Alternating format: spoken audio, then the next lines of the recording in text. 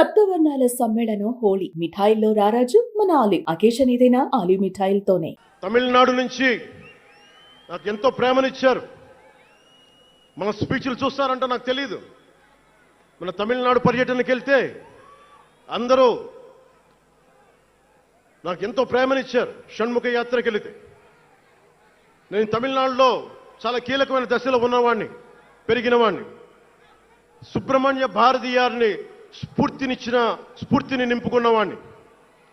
అలాంటి తమిళనాడు ప్రజలందరికీ నా మనస్ఫూర్తిగా మీకు నా నమస్కారాలు.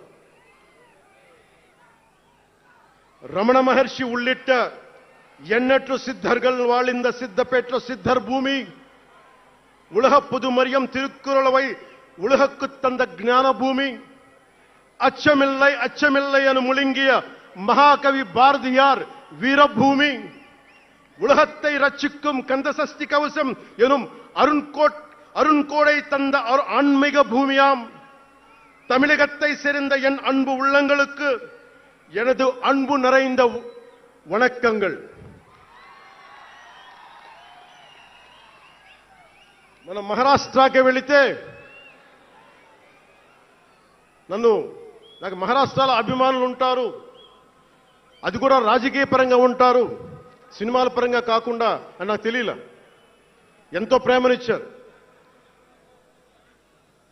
గౌరవ మహారాష్ట్ర ముఖ్యమంత్రి దేవేంద్ర ఫడ్నవీస్ గారు నన్ను రమ్మని 19 నుంచి అడుగుతా ఉన్నారు. అప్పుడు కుదరలా, 24లో కుదరలేదు, 19లో కుదరలేదు, 14లో కుదరలేదు.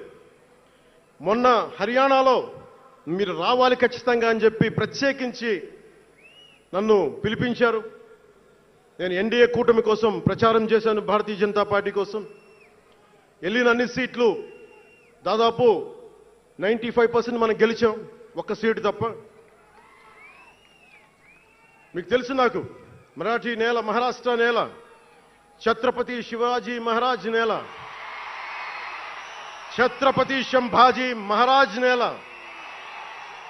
అలాంటి నేలకి ఇక్కడ మనకి ఉన్నారా మీరు? ఓకే. ఛత్రపతి శివాజీ మహారాజ్ आणि छत्रपती संभाजी महाराज यांच्या महाराष्ट्र भूमीतून आलोल्य सोलापूर, लातूर, बिल्लारपूर सारख्या जिल्ह्यांतील जनसैनिकांना माझा मनपूर्वक नमस्कार.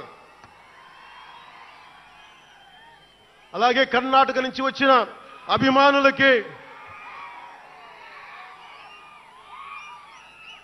ಕರ್ನಾಟಕದಿಂದ ಈ ಹಬ್ಬಕ್ಕೆ ಆಗಮಿಸಿದ ನನ್ನ ಜನ ಸೈನಿಕರಿಗೆ, ನನ್ನನ್ನು ಪ್ರೀತಿಸುವ ಕರ್ನಾಟಕದ ಜನ ಸೈನಿಕರಿಗೆ హృత్పూర్వక నమస్కారాలు.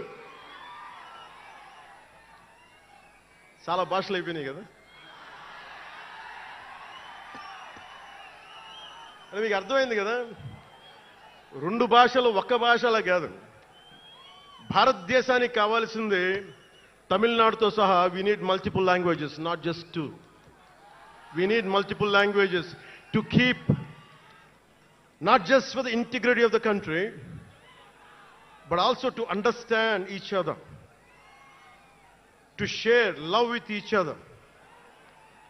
అందుకనే బహుభాష భారతదేశానికి మంచిది.